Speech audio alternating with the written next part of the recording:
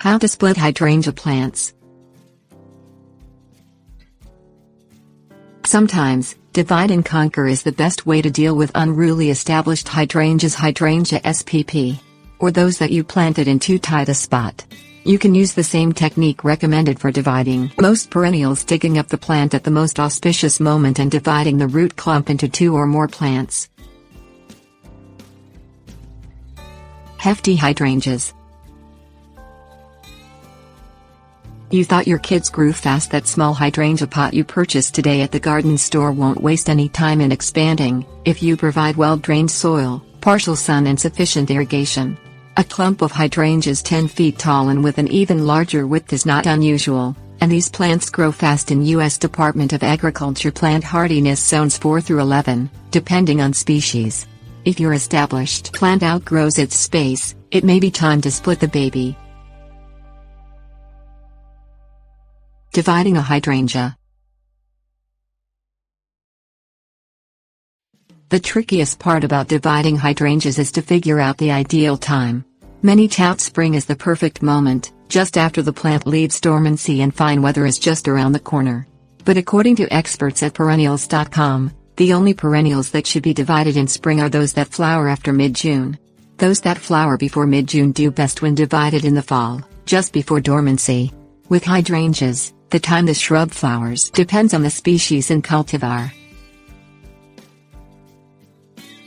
What flowers when?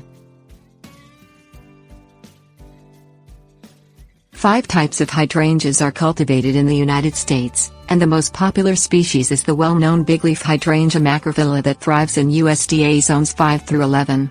Bigleaf, as well as several other hydrangea species, begins blooming in midsummer and carries on through August or September, depending on cultivar and climate. These hydrangeas should be divided in the spring. If your hydrangea blooms before mid-June, you should divide in late fall. Long division. If you're dividing your hydrangea in spring, wait until you see an inch or 2 of new shoots, and then dig up the clump. Using a narrow, long spade termed a rabbiting spade, dig a deep circle around the clump, and then pry the root ball out of the ground and set it on a tarp. Knock or wash off loose soil. Cut the clump into 2 or more pieces with a clean, sterilized garden knife, trying to find a natural point of separation if possible. Cut each of these pieces into sections again if the size of the clump merits it. Each section should have both green shoots above and roots below. Replanting the pieces. Replant the sections immediately in moist, well-drained soil in a location that gets afternoon sun. If you have a bigleaf hydrangea, remember that the flowers will turn blue in acidic soil and pink in alkaline soil. Plant each piece at about the same depth as it was growing. Water the area well after planting, and add a 2 to 3 inch layer of organic compost over the root area, keeping it a few inches from the hydrangea stem.